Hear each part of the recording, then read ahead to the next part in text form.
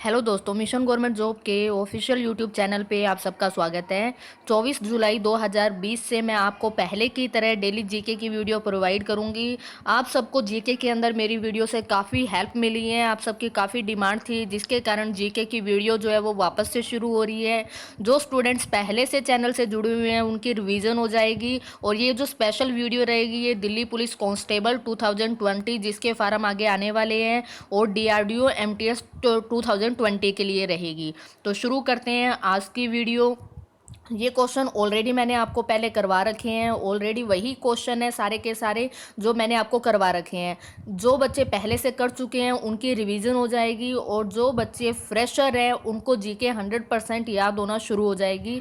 आपको वीडियो पूरी सुननी है। इसमें मैंने जो पुराने स्टूडेंट्स हैं उनके लिए कुछ नया ऐड किया है, क्योंकि अगर आप देखोगे दिल्ली पुलिस कांस्टेबल के अंदर जो जीके पूछी जाएगी वो 50 नंबर की पूछी जाएगी। और अगर आप लास्ट टाइम का पेपर उठा के देखोगे तो 25 प्लस क्वेश्चन जो पूछे गए थे वो करंट अफेयर से पूछे गए थे और जो हाल फिलहाल के मंथ से ही पूछे गए थे, बहुत ज़्यादा पुराने करंट अफेयर नहीं पूछे गए थे। तो इस वीडियो के अंदर मैं आपको क्वेश्चन तो करवाऊंगी, कम से कम हम static GK, history, polity, geography को मिला के हम कम से कम 50 क्वेश्चन कवर करेंगे। उसके अलावा मैं आपको 10 क्वेश्चन करंट अफेयर की भी कराऊंगी। तो डेली के आपके बहुत सारे क्वेश्चन यहाँ पे कवर हो जाएंगे और आपको टेंशन लेने की बिल्कुल भी ज़रूरत नहीं है। सारे के सारे क्वेश्चन आपको वीडियो देखते देखते ऑटोमेटिक याद हो जाएंगे। तो शुरू करते हैं आज की वीडियो। वीडियो के एंड में 10 क्वेश्चन होंगे करंट अफेयर के, तो वीडियो को पूरा सुनना है। अगर आप लोगों का रिस्पॉन्स अच्छा रहा, आप लोगों को मेरा मेथड अच्छा लगा करवाने का, तो ही मैं नेक्स्ट वीडियो अपलोड करूंगी। तो ज़्यादा से ज़्यादा शेयर करना और कमेंट करके मुझे ज़रूर बताना। उम्मीद करती हूँ कि मेरी मेहनत आप लोगों के काम आएगी। तो हमारा पहला क्वेश्चन है आज का, डंडेली वन्यजीव अभयारण्य भारत के किस राज्य में है? जो बच्चे ऑलरेडी कर चुके हैं वो मुझे आंसर कमेंट कर सकते हैं, जिन्होंने नहीं किया हुआ वो यहाँ से समझिए। डंडेली वन्यजीव अभयारण्य भारत के किस राज्य में है? तो आंसर क्या आएगा इसका? कर्नाटक। कर्नाटक जो है वो भारत का एक स्टेट है, यानी भारत का एक राज्य है। कर्नाटक की कैपिटल क्या है? कर्नाटक की कैपिटल है बेंगलुरु। जितने भी स्टेट है वर्तमान में भारत में, टोटल कितने स्टेट हैं? जम्मू कश्मीर को 2 यूनियन टेरिटरी में डिवाइड कर दिया गया था, जम्मू कश्मीर और लद्दाख।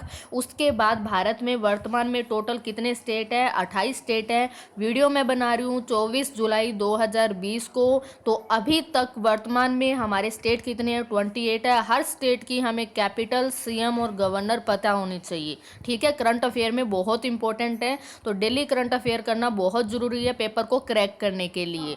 तो डंडेली वन्यजीव अभयारण्य कहाँ पर है? कर्नाटक में। कर्नाटक की कैपिटल क्या होगी? बेंगलुरु। ये तो स्टैटिक क्वेश्चन हो गया। कर्नाटक की कैपिटल बेंगलुरु है, आपको पता होना चाहिए। उसके बाद बेंगलुरु में किसका हेडक्वार्टर है? यहाँ से जितना ज़्यादा लिंक करोगे उतनी ज़्यादा प्रैक्टिस होगी। बेंगलुरु में हेडक्वार्टर किसका है? भी इसरो का हेडक्वार्टर है। इसरो क्या है? फुल फॉर्म क्या होती है? इंडियन स्पेस रिसर्च ऑर्गेनाइजेशन होती है। हमारी स्पेस एजेंसी का नाम क्या है? भारत की स्पेस एजेंसी का नाम है इसरो। आगे समझ में? इसरो की स्थापना कब हुई थी? भी 1969 में हुई थी। इसरो की स्थापना की किसने थी? विक्रम साराभाई ने करी थी। याद रखना है, इसरो की स्थापना किसने करी थी? विक्रम साराभाई ने करी थी। कब हुई थी? 1969 में हुई थी। फुल फॉर्म याद रखनी है, इसका हेडक्वार्टर भी याद रखना है। आगे समझ में? जितने क्वेश्चन मैं बताऊं उतने तो कम से कम आपको याद होने ही चाहिए। उड़ीसा की कैपिटल क्या है? भुवनेश्वर। महाराष्ट्र की कैपिटल क्या होती है? भी मुंबई होती है। और गुजरात की कैपिटल क्या है? गांधीनगर। प्रेशर नहीं लेना, जब तक आप 3 से 4 वीडियो डेली सुनोगे अपने आप आपको ये चीज़ें याद होनी शुरू हो जाएगी। नेक्स्ट क्वेश्चन है, शिमला किस भारतीय राज्य की राजधानी है? तो यहाँ पे किसकी राजधानी होगी? भी अगर आपको बाकी के ऑप्शन की राजधानी पता है तो शिमला आपको ऑटोमेटिक याद हो जाएगा। अब कई स्टूडेंट्स को ये बहुत आसान लगेगा, लेकिन मेरा टारगेट वो बच्चे हैं जिनको भारत में जितने भी स्टेट है उनकी राजधानी तक नहीं पता, यानी जीके में उनका लेवल 0 है। मेरा टारगेट ये है कि 0 से मैं उनको कम से कम 90% तक लेके जाऊँ, और ऐसा पॉसिबल है। जो वीडियो मैंने पहले जीके की अपलोड की हुई है आप उनके नीचे कमेंट पढ़ के देख सकते हो कि जिन बच्चों को जीके बिल्कुल नहीं आती थी और आज उनकी जीके बहुत ज़्यादा स्ट्रॉन्ग है। तो शिमला किस भारतीय राज्य की राजधानी है? आंसर क्या आ जाएगा? हिमाचल प्रदेश की कैपिटल क्या है? भी शिमला है। झारखंड की कैपिटल क्या है? रांची है। गोवा की कैपिटल क्या है? भी गोवा की कैपिटल है पणजी। याद रखना है, गोवा की कैपिटल है पणजी। और छत्तीसगढ़ की कैपिटल क्या है? तो छत्तीसगढ़ की कैपिटल है रायपुर। तो टोटल यहाँ पे 8 स्टेट हो गए जिनकी मैंने आपको कैपिटल बताई है। जब भी कोई स्टेट आएगा पहले मैं उनकी कैपिटल आपको याद जरूर कराऊंगी। जब आपको कैपिटल याद होना शुरू हो जाएगी तब मैं आपको सीएम और गवर्नर भी कराऊंगी। करूंगी। ओके, नेक्स्ट क्वेश्चन है हमारा, मौलिक कर्तव्यों को भारतीय संविधान में किस संशोधन द्वारा शामिल किया गया। हमारे देश को चलाने के लिए हमारे देश का संविधान है। जैसे आपको पता है कोई भी घर होता है, घर के अंदर घर को चलाने के लिए रूल्स होते हैं, वैसे ही देश को चलाने के लिए हमारे देश का कॉन्स्टिट्यूशन है, यानी कि संविधान है। और संविधान में समय समय पर चेंजेस भी किए जाते हैं, जिनको बोला जाता है संविधान संशोधन। जब हमारा संविधान बना था तो संविधान के अंदर मौलिक कर्तव्य नहीं थे। उस टाइम पर सिर्फ मौलिक अधिकार यानी कि फंडामेंटल राइट्स हुआ करते थे, फंडामेंटल ड्यूटीज नहीं हुआ करती थी। मौलिक कर्तव्यों की हमारे जो कर्तव्य बनते हैं हमारे देश के लिए, उनको बाद में जोड़ा गया था संविधान के अंदर। तो कब जोड़ा गया था, कौन सा संशोधन हुआ था, तो मौलिक कर्तव्यों यानी कि फंडामेंटल ड्यूटीज को संविधान में जोड़ा गया था 42वें संविधान संशोधन के द्वारा। और 42वां संविधान संशोधन हुआ कब था, भी 1976 में हुआ था। ओके, याद रखना है आपको। सारा संविधान जो है, संविधान के कितने चैप्टर होते हैं, संविधान की अनुसूचियाँ, सारा कुछ मैं आगे आपको कवर कराऊंगी। लेकिन अभी मैं जितना बता रही हूँ उतना याद रखना है। क्या याद रखना है, देश को चलाने के लिए एक संविधान है। संविधान जब बना था उसमें मौलिक कर्तव्यों का कहीं भी उल्लेख नहीं था, सिर्फ मौलिक अधिकार थे। और उसके बाद मौलिक कर्तव्यों को जोड़ा गया, तो जोड़ने के लिए संशोधन करना पड़ेगा। संशोधन कौन सा हुआ, 42वां संविधान संशोधन हुआ। और कब हुआ, 1976 में। ओके, नेक्स्ट क्वेश्चन है हमारा, किसे सफेद हाथियों की भूमि कहा जाता है। तो सफेद हाथियों की भूमि कहा जाता है भी थाईलैंड को। और थाईलैंड की कैपिटल क्या है भी, बैंकॉक है थाईलैंड की कैपिटल। और करेंसी क्या चलती है वहां पे, बाहर चलती है। ठीक है, क्यूबा की राजधानी क्या है भी, हवाना। क्यूबा की राजधानी है हवाना, याद रखना है आपको। जापान की राजधानी क्या है भी, टोक्यो है जापान की राजधानी। तुर्की की राजधानी आप लोग नीचे मुझे कमेंट करके बताओगे कि तुर्की की कैपिटल क्या है। ओके, नेक्स्ट क्वेश्चन है हमारे पास, वर्ल्ड सिटीज़ डे कब आता है। हर साल हम वर्ल्ड सिटीज़ डे कब मनाते हैं, तो वर्ल्ड सिटीज़ डे मनाते हैं हम 31 अक्टूबर को। ये आपको याद रखना है, हर साल 31 अक्टूबर को वर्ल्ड सिटीज़ डे सेलिब्रेट किया जाता है। ओके, यूनाइटेड नेशन डे कब आता है। यूनाइटेड नेशन बहुत इंपॉर्टेंट है। संयुक्त राष्ट्र दिवस कब आता है, तो 24 अक्टूबर को मनाया जाता है हर साल संयुक्त यूनाइटेड नेशन डे। ठीक है, 10 दिसंबर को क्या आता है, ह्यूमन राइट डे आता है, वर्ल्ड ह्यूमन राइट डे, यानी कि विश्व मानवाधिकार दिवस कब सेलिब्रेट किया जाता है, हर साल 10 दिसंबर को सेलिब्रेट किया जाता है। ओके, नेक्स्ट क्वेश्चन है हमारा, आकार की दृष्टि से नेपच्यून जो है वो हमारे सौरमंडल में किस नंबर पे आता है। अगर हम बात करें सौरमंडल में सबसे बड़ा ग्रह कौन सा है, तो सबसे बड़ा ग्रह कौन सा है, जुपिटर है। ये आपको याद रखना है। उसी प्रकार मैंने आपसे पूछा है जो नेपच्यून है वो कौन से नंबर पे आता है, तो जो नेपच्यून है वो 4th नंबर पे आता है आकार की दृष्टि से, यानी कि हम बड़े से छोटे की तरफ जा रहे हैं। सबसे बड़ा ग्रह कौन सा है, सबसे भारी कौन सा है, तो जुपिटर यानी कि बृहस्पति है। और नेपच्यून कौन से नंबर पे आता है, 4th नंबर पे। अब अगर आप सच में सीरियस स्टूडेंट हो तो जितने क्वेश्चन मैं आपसे पूछ रही हूँ सबके नीचे कमेंट करने हैं। कमेंट कैसे करोगे, जैसे मैंने यहाँ पे सौरमंडल में नेपच्यून आपको बताया 4th नंबर पे आता है। अब आप लोग सर्च करिए अगर नहीं पता तो, और पूरी लिस्ट लिखिए कि पहले नंबर टोटल ग्रह कितने हैं, पहले नंबर पे ग्रह कौन सा आता है, दूसरे पे कौन सा आता है। इस प्रकार से सारी की सारी लिस्ट लिखिए ताकि आपको क्वेश्चन जो है वो ज़्यादा से ज़्यादा याद हो। जितने ज़्यादा कवर करोगे सिलेक्शन उसी का होगा जो जीके के अंदर 50 में से 30+ नंबर स्कोर करेगा, उसी का सिलेक्शन होगा दिल्ली पुलिस के अंदर। क्योंकि मैथ, रीजनिंग और कंप्यूटर हर कोई कर लेगा, जीके में जो सिलेक्शन लेके जाएगा मेन सिलेक्शन उसी का होगा। ओके, नेक्स्ट क्वेश्चन है हमारे पास, चंडीगढ़ के वास्तुकार कौन है। तो चंडीगढ़ किसकी कैपिटल है, हरियाणा और पंजाब दोनों की कैपिटल चंडीगढ़ है। चंडीगढ़ के वास्तुकार कौन है, तो ली कार्बूजिए जो है वो चंडीगढ़ के वास्तुकार हैं। ली कार्बूजिए कहाँ से हैं, तो ली कार्बूजिए फ्रांस से हैं। अब फ्रांस का नाम आया है तो फ्रांस की कैपिटल क्या है, फ्रांस की कैपिटल पेरिस है। और फ्रांस में करेंसी कौन सी चलती है, मुद्रा कौन सी चलती है, तो यूरो चलती है। आ गया समझ में। नेक्स्ट क्वेश्चन है, अंतर्राष्ट्रीय मुक्केबाजी संघ का मुख्यालय कहाँ पर है, तो लोजेन स्विट्जरलैंड के अंदर अंतर्राष्ट्रीय मुक्केबाजी संघ का मुख्यालय।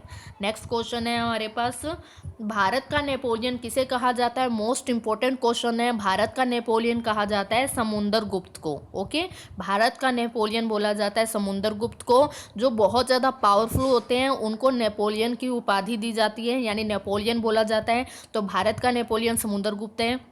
उसके अलावा अगर आपसे पूछे जाए पूरे मौर्य वंश में सबसे ज़्यादा महाप्रतापी शासक कौन था, तो सबसे ज़्यादा महाप्रतापी था अशोक। ठीक है। उसके अलावा अगर पूछा जाए कौन सा मुगल बादशाह अनपढ़ था, तो अकबर जो था वो अनपढ़ था, यानी उसको पढ़ना लिखना नहीं आता था। ओके। नेक्स्ट क्वेश्चन है हमारा, 2000 के नोट पर किसका चित्र है? जो हमारे पास न्यू करेंसी है 2000 की, 500 की, उनके ऊपर किसकी इमेज है आपको पता होनी चाहिए। इसके ऊपर मैंने ऑलरेडी एक वीडियो डाल रखी है जिसमें मैंने सारी की सारी करेंसी आपको करवा रखी है। इस वीडियो के डिस्क्रिप्शन में उस वीडियो का मैं लिंक दे दूंगी। जितनी इंडियन करेंसी है उसके बारे में मैंने आपको बता रखा है, जहां से पेपर में क्वेश्चन डेफिनेटली आता है। अगर आपने एसएससी एमटीएस दिया है, अगर आपने सीबीएसई जूनियर असिस्टेंट दिया है, या कोई भी पेपर आपने दिया है, उसके अंदर यहाँ से क्वेश्चन जरूर पूछा गया है। तो 2000 के नोट पे किसकी इमेज है? मंगलयान की इमेज है 2000 के नोट पे। ठीक है। 200 रुपये का जो नया नोट है उसके ऊपर किसकी इमेज है? तो सांची का स्तूप है। और 500 रुपये का जो नया नोट है उसके ऊपर किसकी इमेज है? तो लाल किला है। तो यहाँ से मैंने जो आपको 10 क्वेश्चन बताए हैं, 10 क्वेश्चन के साथ, हर क्वेश्चन के साथ 3 से 4 क्वेश्चन बताए हैं, तो 30 से 40 क्वेश्चन आपके यहाँ से कवर हो जाते हैं। ठीक है। अब मैं आप लोगों को करवा देती हूँ करंट अफेयर। उम्मीद करती हूँ कि आप लोगों को समझ में आया है।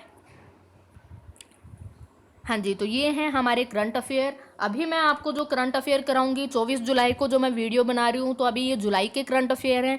जब हम अगस्त पे पहुंचेंगे तो डेली जो मैं आपको करंट अफेयर कराऊंगी, 10 क्वेश्चन आपके स्टैटिक हिस्ट्री पॉलिटी से कवर होंगे, जिसके साथ 30 से 40 क्वेश्चन कवर होंगे, और डेली के 10 क्वेश्चन हम करंट अफेयर के करेंगे। तो दोनों चीज़ें एक ही वीडियो में आपको डबल बेनिफिट होगा। ऐसा किसी भी चैनल पर कोई भी नहीं करवा रहा है, मैं आपको करवा रही हूँ। आप लोगों को ज़्यादा से ज़्यादा शेयर करना है, ताकि जो मैंने मेहनत करी है, क्योंकि मेरे पास टाइपिंग के लिए कोई नहीं है यहाँ पे, खुद मैंने लिखे हैं, मेरे हैंड रिटन नोट्स हैं, और लिखने में, पीडीएफ बनाने में कितना टाइम लगता है ये चीज़ें आपको पता होगी। ठीक है। तो पहला क्वेश्चन है हमारा करंट अफेयर का। सिर्फ आपको वन लाइनर याद रखने हैं करंट अफेयर, बहुत ज़्यादा डिटेल में नहीं जाना है। कोरोना वायरस का टाइम चल रहा है, हर एक सेक्टर कुछ ना कुछ लॉन्च कर रहा है। तो यहाँ पे प्रोग्रामिंग एंड डेटा साइंस में दुनिया का पहला बीएससी डिग्री कोर्स किसने शुरू किया है, ये आपको बताना है। ठीक है। प्रोग्रामिंग एंड डेटा साइंस में दुनिया का पहला बीएससी डिग्री कोर्स शुरू करने वाली कौन सी संस्था है? तो उसका आंसर क्या हो जाएगा? आईआईटी मद्रास। ये जुलाई 2020 का करंट अफेयर है, आपको याद रखना है। पेपर के अंदर मोस्ट इंपॉर्टेंट रहेगा, चाहे आप कोई भी पेपर दो। नेक्स्ट क्वेश्चन है, हाल ही में किसे सांख्यिकी होता है स्टैटिक्स में उनके योगदान के लिए आजीवन उपलब्धि पुरस्कार से सम्मानित किया गया है। यानी उन्होंने स्टैटिक्स में काफ़ी योगदान दिए हैं, जिसके लिए उन्हें आजीवन पुरस्कार से सम्मानित किया गया है। तो इसका आंसर क्या होगा? सी रंगराजन। और ये सी रंगराजन कौन है? ये आरबीआई के पूर्व गवर्नर भी रह चुके हैं सी रंगराजन, ये भी आपको याद रखना है। ठीक है। आरबीआई की फुल फॉर्म क्या होती है? Reserve bank of India. बैंकों का बैंक कौन सा है? भी आरबीआई है, ये भी याद रखना है। आरबीआई का हेडक्वार्टर कहाँ पर है? तो मुंबई के अंदर है। नेक्स्ट है, स्टैटिक्स का नाम है तो हमें पता होना चाहिए। नेशनल स्टैटिक्स डे कब आता है? तो 29 जून को हर साल नेशनल स्टैटिक्स डे आता है। अब नेशनल है तो हमें वर्ड भी पता होना चाहिए।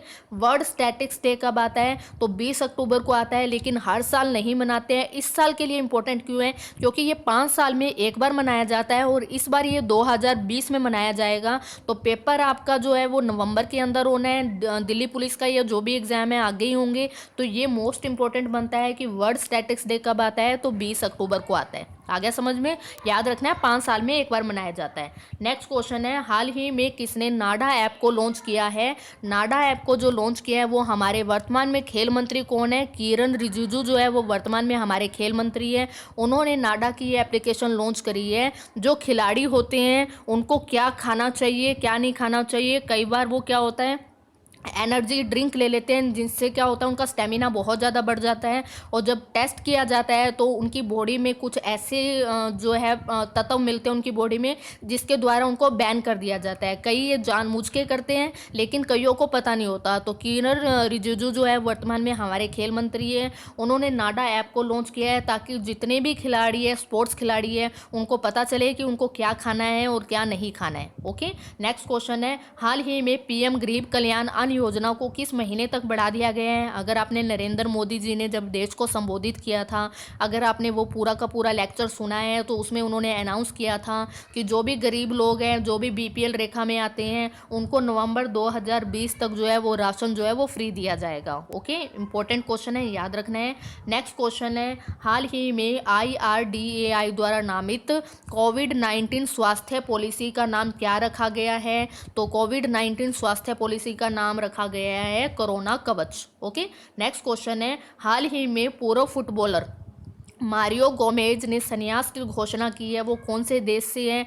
तो मारियो गोमेज जो है वो जर्मनी से हैं। जर्मनी की कैपिटल क्या है? भी बर्लिन है, और करेंसी क्या है? यूरो है। ओके, करंट अफेयर है, तो आपको वन लाइनर ही याद रखने पड़ेंगे। जितनी चीज़ें इंपॉर्टेंट है वो मैं साथ साथ में आप लोगों को यहाँ पे बता दूंगी।